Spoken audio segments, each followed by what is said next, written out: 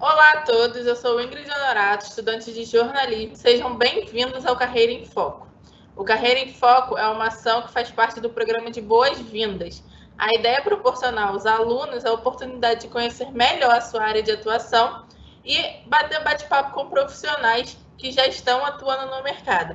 Vocês conhecerão aqui diversas formas de atuação na área que você escolheu e também poderão começar a montar os seus networks. O Carreira em Foco ele traz grandes nomes e grandes profissionais no mercado. E hoje o nosso bate-papo é com o diretor de conteúdo digital na Edux, Roberto Paes. Roberto, eu vou deixar você se apresentar. Pode se apresentar, por favor. Olá, pessoal. Prazer estar falando com vocês. É sempre bom falar com nossos alunos. É sempre um prazer falar sobre a nossa profissão, sobre a nossa formação. Como vocês já viram, meu nome é Roberto, eu sou diretor de produção de conteúdo digital. Então, hoje eu lidero uma equipe multidisciplinar com mais de 100 colaboradores. E essa equipe está composta, obviamente, por profissionais da área de letras, como é o meu caso, mas também profissionais da área de comunicação, da área de TI, da área de design, enfim, uma equipe super, ultra multidisciplinar, produzindo conteúdo com muito foco em linguagem, com muito foco em texto, com muito foco em vídeo, ou seja, tudo aquilo que se refere à comunicação, à língua, e é um prazer falar com vocês, espero que seja bem produtivo o nosso papo. Roberto, a área de educação ela é bem vasta, né? E por isso a gente precisa entender um pouco de todas as atuações que tem nela. E muitos alunos, eu percebo que eles focam de trabalho em escolas e universidades, mas tem outras áreas que são tão importantes quanto. Como você entendeu que o curso de letras era a sua carreira para seguir? Quais foram as características que te influenciaram na decisão de seguir letras? Primeiro eu comecei estudando Direito, tá? Então eu entrei na faculdade de Direito aos 17 anos, mas 17 anos é muito novo, você nem sabe o que você quer Direito, a gente tem uma imaginação do que é, os pais ou os parentes, eles nos influenciam, falar é uma carreira boa, que você vai ter um bom emprego, só que tinha um problema, eu gostava muito de estudar, eu gostava muito de ler, eu gostava muito de idiomas, de aprendizado de idiomas. Eu já, desde cedo isso, eu tenho mais de 50 anos, a minha cultura sempre foi muito de leitura. Na minha época, obviamente, quando eu era mais novo, não existia internet, então nossa diversão era quadrinhos, os trabalhos escolares eram feitos em enciclopédias, livros super pesados, quem não conhece, quem é muito novo, nunca viu uma enciclopédia, enfim. E essa paixão que eu tinha pela linguagem, pela comunicação, acabou me mostrando que eu não tinha a menor vocação para Direito. Então, depois de 2 anos estudando Direito, eu larguei e tomei a decisão de fazer o curso de Letras. Na época, muito com foco em pensar em trabalhar com idiomas, mas acabei me apaixonando por Linguística, que é uma outra área de Letras. E aí, enfim, fiz a graduação, bacharelado, fiz licenciatura em Português, Literatura Brasileira e Literatura Portuguesa, e segui a carreira de pós-graduação, mestrado, doutorado, sempre na área de Linguística. Descobri essa paixão, então assim, eu acho que a decisão nossa acaba vindo do coração. Se você tomar a decisão de seguir uma carreira porque falaram que é bom, talvez você se sinta frustrado, talvez no meio do caminho você queira voltar. Então assim, enquanto a gente ainda é novo, dá para a gente fazer várias mudanças, dá para mudar de carreira, dá para mudar de graduação, e eu acho que esse seria o recado, né? Segue um pouco o seu coração, segue aquilo que você tem aptidão. Então tem gente que se comunica muito bem, tem essa aptidão, tem gente que escreve muito bem. Essas aptidões precisam ser trazidas para dentro da escolha da sua carreira universitária. Então foi basicamente isso que me fez ir para letras. Eu estudava Direito na UERJ, que era um vestibular super concorrido, e quando eu saí fui fazer letras, todo mundo falou que você é louco, você não vai conseguir emprego, mas na verdade não. Então hoje eu sou prova viva de que esse discurso não existe, é fake news. Então, na verdade, você tem que escolher muito mesmo com as suas aptidões. Não é nem a emoção, nem o coração. O que você é bom? Você é bom em alguma coisa? Invista nisso. Então, foi assim que eu tomei essa decisão. A gente sabe, né, que algumas profissões precisam ter alguns pré-requisitos ou algumas habilidades para você ingressar na graduação. Existe algum pré-requisito para quem está começando bacharelado ou licenciatura nessa área de educação?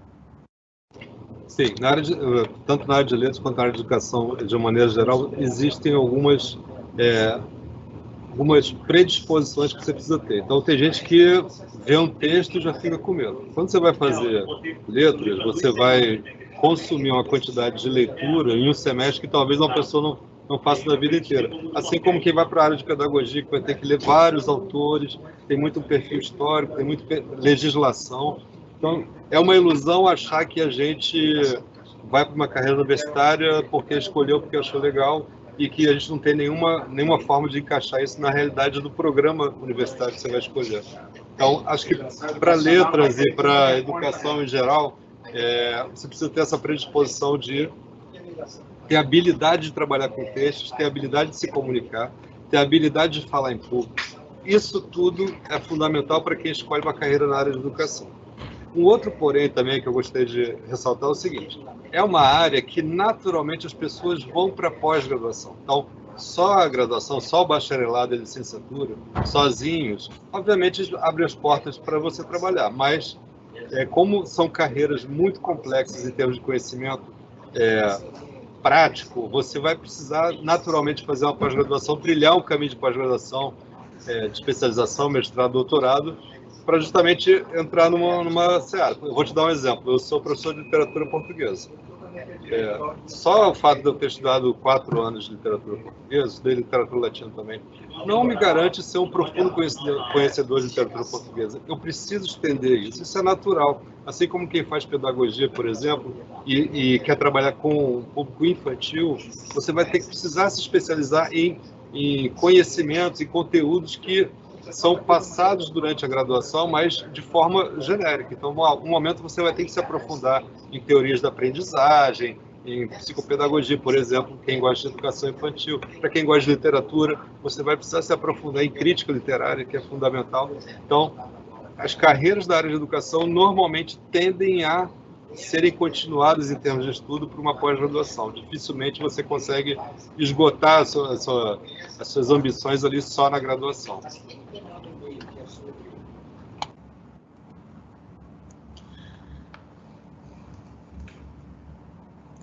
Roberto, onde é que é possível atuar dentro da área, além dos focos mais procurados, como as escolas e universidades, assim?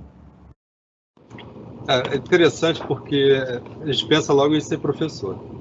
Obviamente que é super legal ser professor. Existe uma visão equivocada de que professor é um coitadinho, ou que leciona porque tem um dom, mas não se interessa por dinheiro. Não, todo mundo quer ganhar, todo mundo quer ser remunerado, todo mundo quer crescer em qualquer profissão.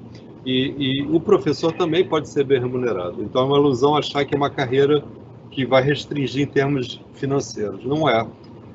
Em compensação, não é fácil. Eu já cheguei a um momento que eu lecionava em 7 lugares diferentes. Então, eu dava aula até sábado de noite, de segunda de manhã cedo até sábado de noite, em 7 lugares diferentes e para públicos completamente diferentes. Então, eu dava aula em preparatório para concurso, eu dava aula em cursinho pré-vestibular, que hoje em dia já praticamente não existe mais. Eu dava aula em educação básica regular, ensino médio, na época, segundo grau. Então, assim, naturalmente é atuar como professor. Só que esse tipo de visão foi se modificando às medidas que as profissões foram evoluindo. Então, por exemplo, antigamente o cargo de revisor de texto era muito vinculado ao jornalismo. Então, o jornalista realmente é uma pessoa que lida com a habilidade de escrever, com a redação, e naturalmente deve conhecer a boa escrita e acaba virando revisor também. Então, a área de letras começou a entrar nesse caminho também de trabalhar textos. Aí você abre um leque não só de revisão, mas como de redator, também como editorialista, também como na organização de livros, na organização de materiais didáticos. Tudo, então vai abrindo o seu leque em função disso. E aí também tem a parte toda de idiomas, tradução, revisão, versão em outros idiomas. Também já atuei nessa área, fazendo tradução e versionamento para outros idiomas. Então, você vai abrindo um leque de tudo aquilo que corresponde à linguagem e à comunicação em todas as suas formas. São campos possíveis de atuação de quem se forma em comunicação, de quem se forma em letras, até eventualmente pedagogia, história também, porque você tem muitos casos de você precisar de uma especialização, além de uma boa comunicação, além de um domínio da linguagem. Então, se você vai trabalhar numa gráfica, numa editora, se você vai trabalhar numa produtora de conteúdo, que é muito comum. Antigamente as profissões eram muito fechadinhas, não só trabalha em produtora de conteúdo, quem é de comunicação. Não, hoje em dia você tem profissionais de letras, pedagogia, de letras atuando, por exemplo, em roteiro de vídeo, em roteiro de cinema. Você tem profissionais de pedagogia atuando em RH, em recursos humanos, por causa de treinamento, por exemplo. Então, os leques abriram demais. Então, hoje em dia, você não precisa mais ter essa restrição de achar que você vai trabalhar só como docente. A docência é o caminho natural, é o mais fácil para quem está numa área de educação, seja letras, pedagogia, história, matemática, qualquer formação que tenha licenciatura. Esse é um caminho natural, talvez vai ser o primeiro emprego da área, mas existem várias outras oportunidades, não só de lecionar, mas também como carreiras que são conexas e relacionadas à linguagem e à comunicação também. Tá? Então, eu, por exemplo, eu comecei a estar atuando com educação à distância como designer instrucional. É uma profissão que nem existe formação. Porque o design instrucional é uma pessoa que tem que ter muita habilidade de texto, muita habilidade de escrever, muita habilidade de modificar a linguagem de acordo com o perfil de público, de acordo com o suporte, se é um suporte tecnológico, se é um vídeo, se é impresso. Então, tudo isso, existem profissões hoje que simplesmente não se encaixam em nenhuma formação específica. E a área de educação acaba sendo uma área também genérica para essas profissões. Então, essas áreas permitem que você atue em profissões que não estão bem ainda, que estão começando, como design instrucional, por exemplo, ou como redator web, que é uma área muito específica. Então, você faz textos para o web, uma linguagem completamente diferente, uma abordagem diferente, as construções sintáticas são diferentes, tudo se modifica. Então, assim, o legal disso é que você acaba tendo uma base que sirva para profissões que não possuem formação específica em uma faculdade, por exemplo. Então, acho que isso que é bem legal em relação à minha formação.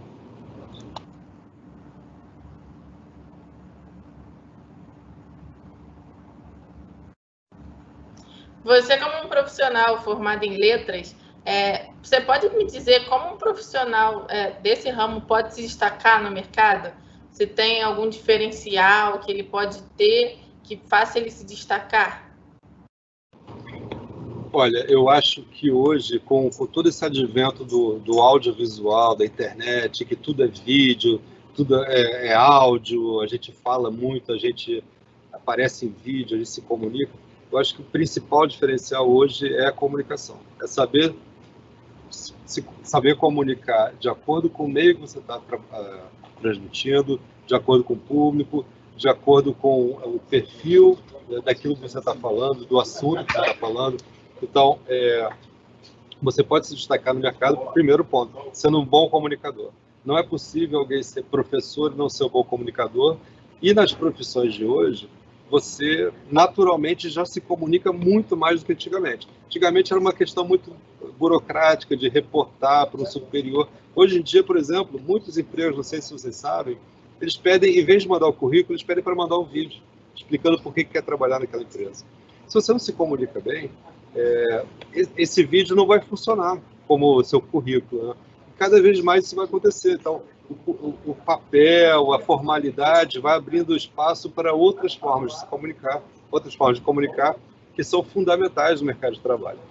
Além da comunicação, que eu acho que é fundamental, é o domínio da linguagem. O domínio da linguagem não é saber a gramática normativa, não é só isso. Isso é o básico.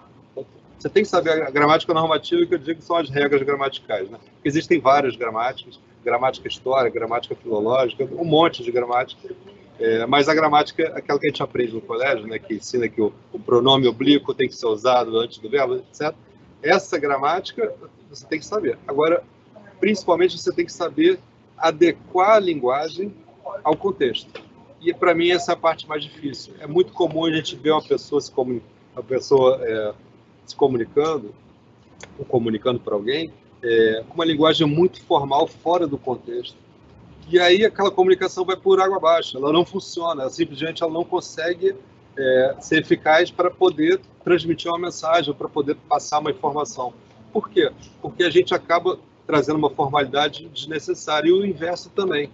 muitas pessoas, quando vão a uma entrevista de emprego e sabem se comunicar bem, a formação passa a ser menos importante, porque uma das competências mais exigidas no mercado de trabalho é justamente o relacionamento interpessoal. O relacionamento interpessoal é baseado em comunicação, e essa comunicação não precisa ser só verbal, também existe comunicação não verbal, meus gestos, a maneira de olhar, tudo isso que influencia.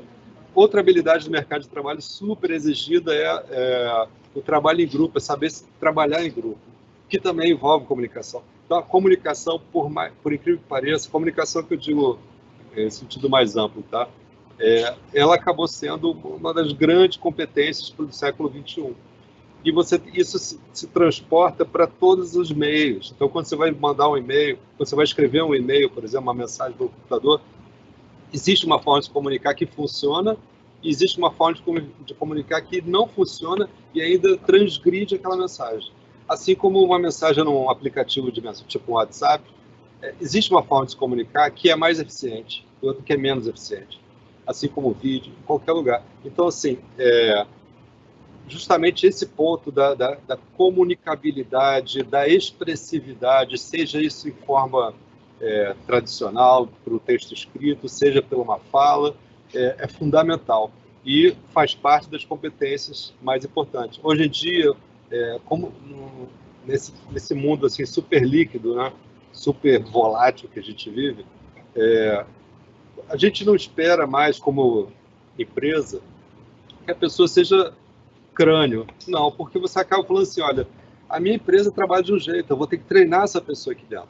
Agora, as competências básicas, as necessidades básicas do mercado, trabalhar em grupo, relacionamento interpessoal, comunicação, se você já tem essas, tudo fica mais fácil.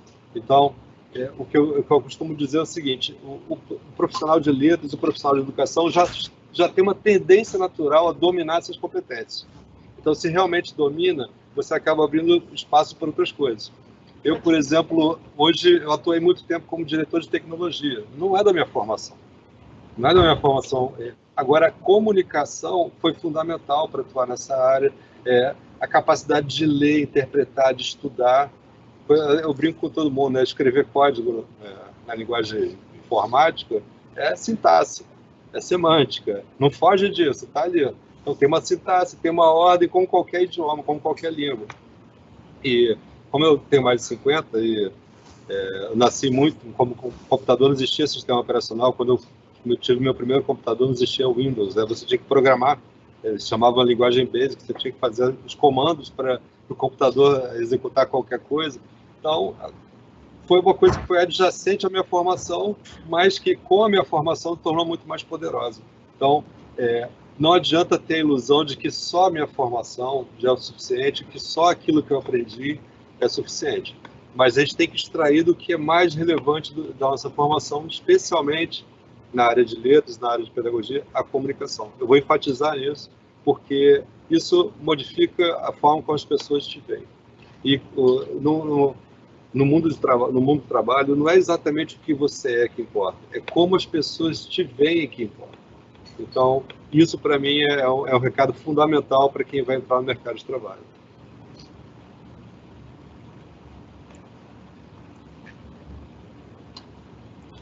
Isso que você falou é bem real mesmo.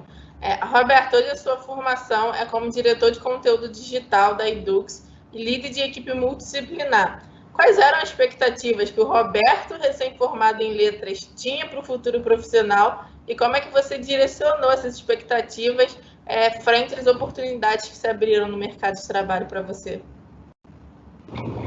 É interessante porque a carreira de professor, normalmente, ela é em períodos, né? Ela não é o dia inteiro, como é trabalhar no escritório. Você entra às 9 da manhã e vai sair às 7 da noite. Então, você tem o turno da manhã, tem o turno da noite, eventualmente à tarde tem uma atividade fora de sala de aula.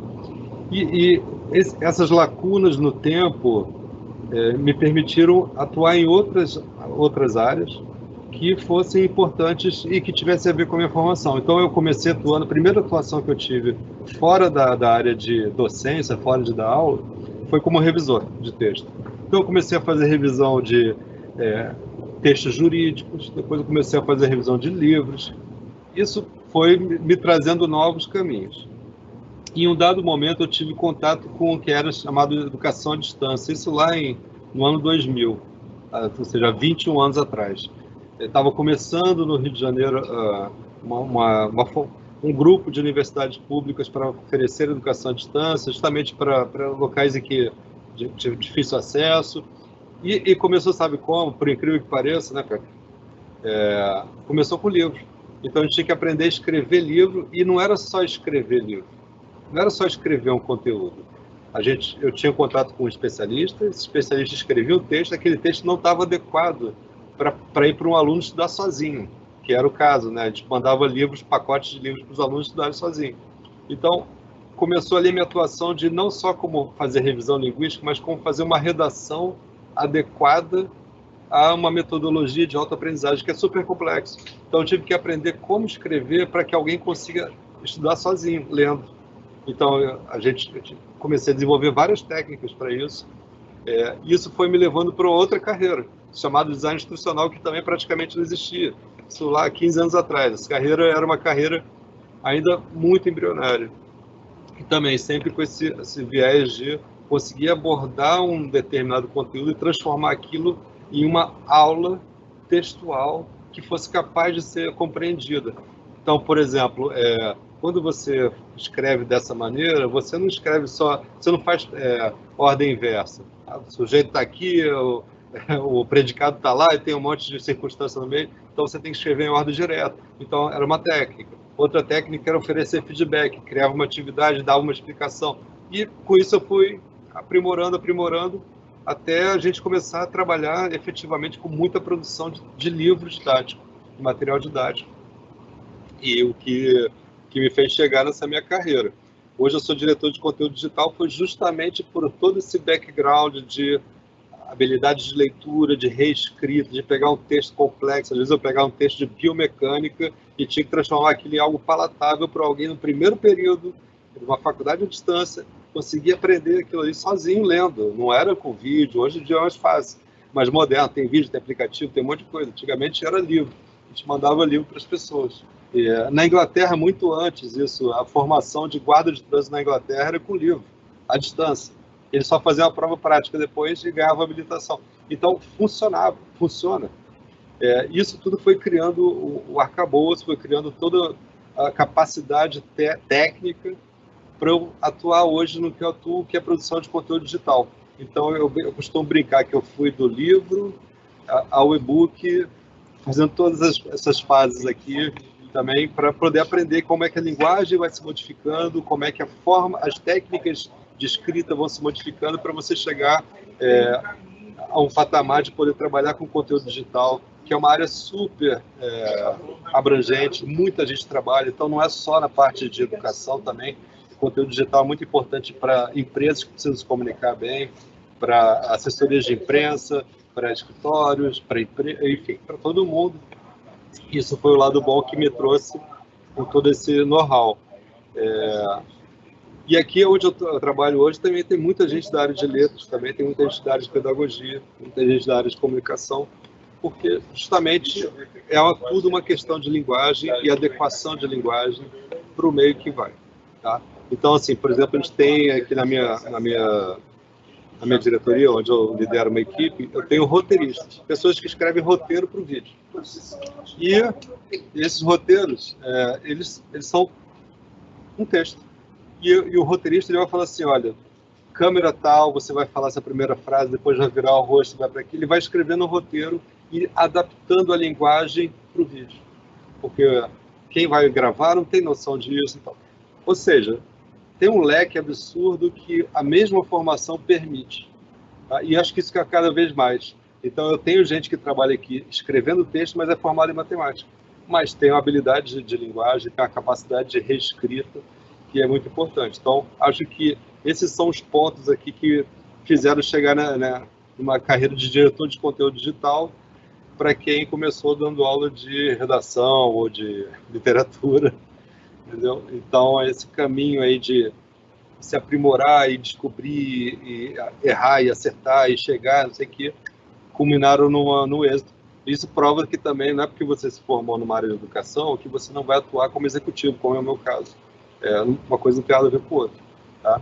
Porque é justamente o caminho que você trilha ao longo da sua carreira que vai permitir ir para uma área que não necessariamente é aquela da sua formação original. E eu acho que no futuro isso vai acontecer com todo mundo. Existem presidentes de empresas que são formados em história. Existem consultores que são formados em pedagogia. E a consultora trabalha com financeiro, trabalha com um monte de coisa que não é da sua formação tradicional, mas é uma trilha, um caminho que a gente segue ao longo da carreira que permite você abrir o seu leque, né? Como foi o meu caso.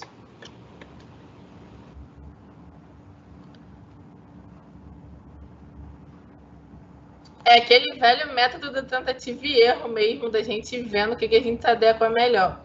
Eu queria te perguntar quais os pontos positivos você destacaria para o aluno que quer seguir na área da educação como foco na carreira? Olha, a área de educação, ela, primeiro que seus colegas de classe normalmente vão ser pessoas que pensam parecido contigo. Hoje em dia, num mundo tão polarizado de esquerda, direita, de certo, errado, de coisas desse tipo, é sempre reconfortante você estar em conluio, mesmo que seja digital, tá? Mesmo que seja virtual, você está ali em comum acordo com as pessoas que pensam como você, que têm ideais semelhantes ao seu. Então, a pessoa que escolhe uma área de educação por escolha livre, né? Não porque era a única faculdade que tinha onde eu morava, coisa desse tipo, mas que faz porque quer seguir essa área. O primeiro ponto que é legal é que você vai acabar estando com pessoas que pensam parecido contigo, ou que têm ambições parecidas, ou que têm aptidões parecidas. Isso já é importante, que é o famoso networking. Você já começa o networking na sala de aula, mesmo que seja uma sala virtual.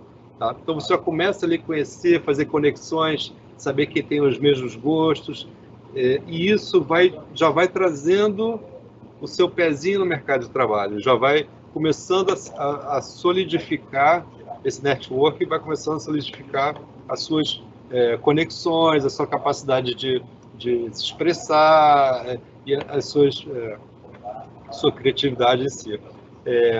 A área de educação também, como foco, ela exige um grande desprendimento intelectual. Não adianta. Então, quem for entrar na área de educação sabe que, antigamente a gente falava CDF, né? Já sabe que vai ser, hoje a gente fala nerd geek, mas já sabe que vai ter que ser isso. Não adianta. Se você não gosta de estudar, desiste, vai para outra carreira, porque não tem como não. Mas, como eu falei lá no começo, são carreiras que naturalmente você faz pós-graduação, mestrado. A nossa área é assim, a área de educação é assim. Então, é uma área que você vai ter que estudar muito, vai ter que se atualizar muito, as teorias se modificam constantemente, as regras. A área de português, por exemplo, de letras, os neologismos, as expressões em inglês, tudo que vai entrando, vai modificando a língua, a forma das pessoas falarem. Hoje em dia a gente aceita toda essa variação linguística. Então, assim, antigamente a gente tinha muito preconceito quando escutava uma pessoa falando errado. Hoje em dia você entende que aquilo faz parte de um meio, de um contexto, vem da pessoa. Então, quem vai investir na área de educação tem que ser, primeiro, estudioso, segundo, tem que ser muito aberto ao plural, ao mundo, às pessoas. Você vai entrar numa sala de aula provavelmente com 40 crianças ou adolescentes, que cada uma vive uma realidade, você tem que saber transitar bem em realidades diferentes. Se você for para uma empresa, você vai ter que saber entender a dinâmica profissional, a questão do escritório, como é que funciona o mundo corporativo, que é diferente. Então, assim, tem que estar aberta às experiências, tem que ser estudioso e tem que entender que as pessoas são plurais. Então, não adianta pensar que vai estar tudo dentro de caixinhas separadinhas, iguais, confortáveis. Isso não acontece, principalmente na área de educação, principalmente quando você trabalha lecionando, trabalha como professor. Então, assim, tem que se revestir aí de uma capacidade de entender todas as pessoas, todas as nuances da vida das pessoas. As pessoas são diferentes, as pessoas se comunicam de forma diferente, as pessoas têm expectativas diferentes. O professor é meio que o agregador, né?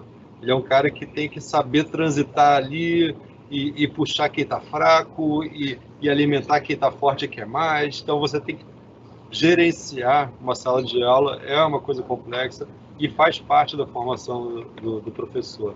Né? Então, ele tem que saber. Quando a gente chega no final da graduação, né, que é o meu caso, por exemplo, estou no 7º período, a gente tem um panorama muito maior da nossa profissão. E a gente tem sempre aquela dica que a gente fala, se a gente tivesse ouvido antes, a gente teria feito alguma coisa diferente. Você tem alguma dica para dar para quem está ingressando na graduação? Com certeza, eu acho que para qualquer área, não só na área de educação. Primeiro ponto, você tem que conhecer tecnologia. Não só a tecnologia da sua profissão, mas tecnologia de uma maneira geral. Conhecer não quer dizer que você vai ser um programador ou desenvolvedor, não. Mas você tem que entender que existe Big Data, que é análise de dados, que é fundamental para qualquer carreira. Qualquer carreira. Então, tem que pelo menos entender o que é isso. Tem que entender as ferramentas tecnológicas da sua carreira. Quem faz comunicação com você, por exemplo, e vai querer ir para o lado de editoração, tem que entender de design dos softwares de editoração. Quem vai para o lado de criação, de design, ou de comunicação, ou de publicidade, vai ter que entender também dos softwares que atuam ali. Na área de letras, você tem que conhecer, principalmente letras e educação, os softwares de pesquisa científica, os softwares de pesquisa acadêmica, o que é confiável ou não. Acho que, assim, para mim, uma dica super importante para quem está começando é saber identificar o que é fonte primária, o que é fonte secundária, saber identificar o que é informação real, do que é, talvez, uma fake news disfarçada. Então, para mim, a primeira dica é a seguinte: você tem que ser dono do seu conhecimento, não terceirizar isso. O que é ser dono do seu conhecimento? Ser questionador. Questiona tudo. Questiona tudo. O professor falou uma coisa, uma verdade, você questiona, porque faz parte da expansão do seu pensamento e da expansão da sua forma de interpretar o mundo. A primeira dica é essa: questionar a realidade. A realidade que está aqui hoje é uma realidade contextualizada. Amanhã ela se modifica. Então você tem que entender que a gente tem que questionar tudo. Não existe assim, o melhor escritor é fulano de tal. Não, depende de quem. A melhor forma de escrever? Não, também não. Então, primeiro, questionar as coisas. Questionar as coisas como são dadas para a gente. Além da parte de tecnologia que eu falei que é fundamental. Outro ponto para mim, para quem está começando a carreira, é já tentar conseguir pelo menos um estágio. E existem palavrinhas mágicas. Assim, você pode falar assim: olha, eu quero um estágio, não preciso me remunerar, eu quero aprender, eu quero conhecimento. Eu não quero salário agora. Então, quem está começando, você está no 7º período, já está muito adiantado, você já é para estar realmente já começando a profissão já direto, né? Mas para quem está no começo, já tenta logo um estágio, tenta logo alguma coisa. Tenta também abrir um pouco o leque da sua formação. Se você está fazendo letras, tenta pensar em idioma estrangeiro. Se você está fazendo pedagogia, tenta pensar em alfabetização e letramento, que é uma área muito específica da pedagogia, que você pode começar com livros e não ficar só restrito ao que é colocado em sala de aula pelo seu professor. Faz parte, hoje em dia, o aluno e o profissional do futuro, ele tem que ser ativo, ele não pode ser espectador da realidade. Ele tem que ser ativo no sentido de, olha, eu vou questionar a realidade, eu vou tentar trilhar outros caminhos, eu vou fazer cursos paralelos. Esses cursos paralelos, hoje, com a internet, a gente tem N possibilidades de fazer cursos que são que tangenciam um pouco a sua formação, mas não necessariamente são a sua formação. Então, quem é da área de comunicação com você, pode fazer um curso de Photoshop, por exemplo. Mesmo que você não vá trabalhar com imagem, mas você tem que ter noção de composição, de cor, de proporção. Assim como quem vai fazer letras... eu não gosto de literatura, acho chato literatura. Mas você tem que conhecer as literaturas que hoje funcionam para poder até questionar. Por exemplo, hoje é muito comum ter livros de autoajuda, ter esses livros que são meio filosóficos, mas para dizer, olha, você vai ganhar dinheiro com isso e tal. Então, assim, é o tipo de literatura que não é exatamente aquela que a gente espera quando vai fazer português de literatura, mas ela existe no mundo, ela é importante, então não é por isso que eu vou ter preconceito. Assim, a grande dica também é você se despedir de preconceitos, do que você trouxe de casa, da sua formação, da sua memória, da sua história, e falar assim: calma, não é bem isso. Não é porque, por exemplo, a pessoa tem uma religião que ela vai... não quero nem saber de outra coisa que não seja vinculada à minha religião. Não, você tem que questionar. Faz parte da sua formação justamente abrir leque. A formação é para abrir leque, não é para fechar. É sempre para abrir. E para abrir, você tem que estar com esse espírito, com esse pensamento de, olha, eu vou ver tudo que tiver na minha frente. Apareceu na minha frente, eu quero saber, eu quero conhecer, vou me aprofundar porque tem coisas que você vai deixando ao longo do caminho que realmente não tem nada a ver contigo, e tem coisas que vão começando a fazer ali uma teia, né? Vão fazer uma teia de aranha, daqui a pouco você está dominando, abrindo o seu espectro de atuação profissional e de atuação no mundo, como pessoa também, de formação. É isso.